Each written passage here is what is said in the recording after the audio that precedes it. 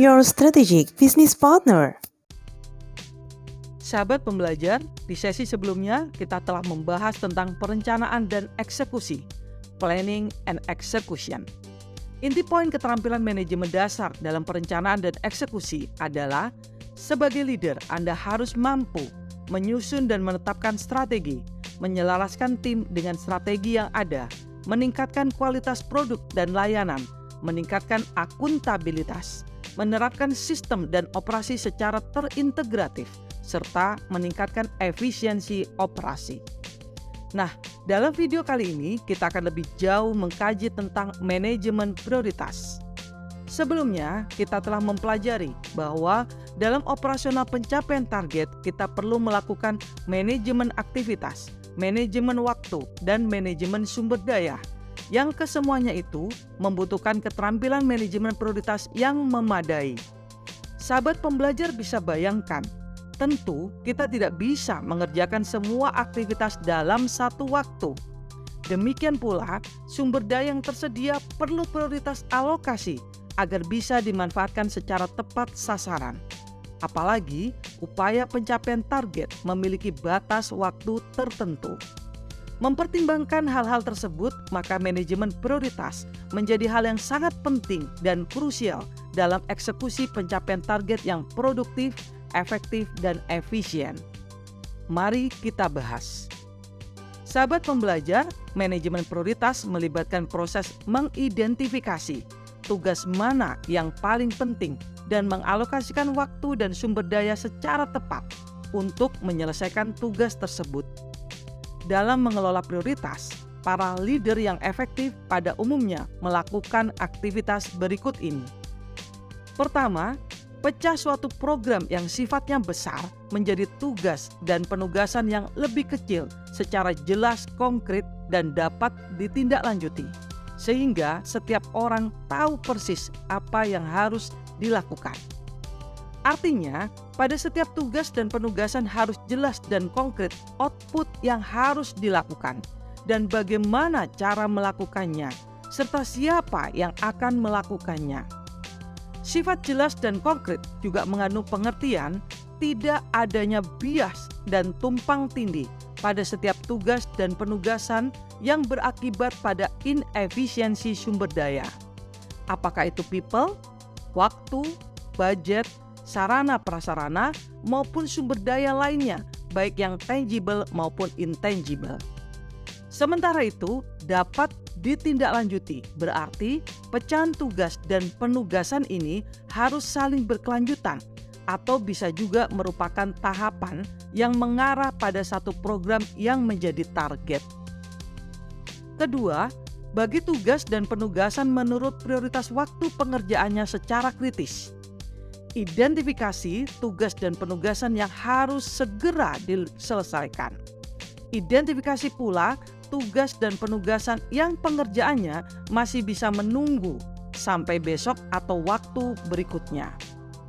Untuk memudahkan proses identifikasi prioritas ini, sahabat pembelajar bisa menggunakan indikator mendesak dan tidak mendesak sebagai sumbu X, lalu penting dan tidak penting sebagai sumbu Y. Kombinasi sumbu X dan sumbu Y ini menghasilkan 4 skala kuadran prioritas yang bisa menjadi panduan dalam mengelola pengerjaan tugas dan penugasan sesuai target. Penjelasan yang lebih detail tentang 4 skala kuadran prioritas dapat sahabat pembelajar simak dalam video YouTube People Development dengan judul Pentingnya Manajemen Waktu dan Prioritas bagi para manajer dan pemimpin tim. Ketiga, perhatikan dan cermati kembali setiap tugas dan penugasan. Lalu buat perkiraan.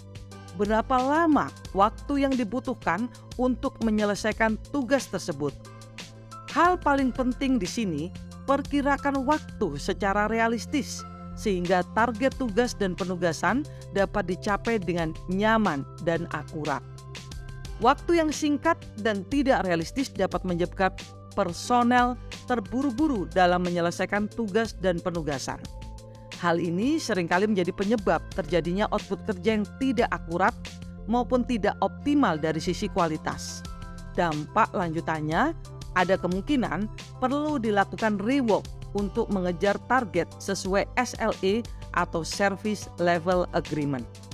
Jika demikian, maka sudah bisa dibayangkan, tentu akan ada sumber daya yang tersia-siakan karena proses rework ini. Setidak-tidaknya dibutuhkan tambahan waktu dan tenaga untuk memperbaiki akurasi dan kualitas output kerja. Keempat, tetapkan alasan yang kuat dan logis untuk prioritas yang dibuat, sehingga setiap orang memahami penting dan urgenitas setiap tugas dan penugasan yang harus dikerjakannya dalam mendukung pencapaian target. Alasan yang kuat dan logis ini dalam beberapa literatur disebut the grand why, yang menjadi daya dorong, internal motivation, yang membuat orang tergerak dan bersemangat untuk menyelesaikan setiap tugas dan penugasan. Dari berbagai kajian penelitian dan best practice, ternyata seringkali output kerja tidak sesuai harapan dan target tidak tercapai disebabkan person in charge-nya tidak memiliki atau menjiwai the grand why ini. PIC tersebut tidak melihat pentingnya mencapai target, tidak merasa target ini urgent untuk diwujudkan, sehingga ia hanya mengerjakan sekenanya, bahkan tanpa beban atau akuntabilitas.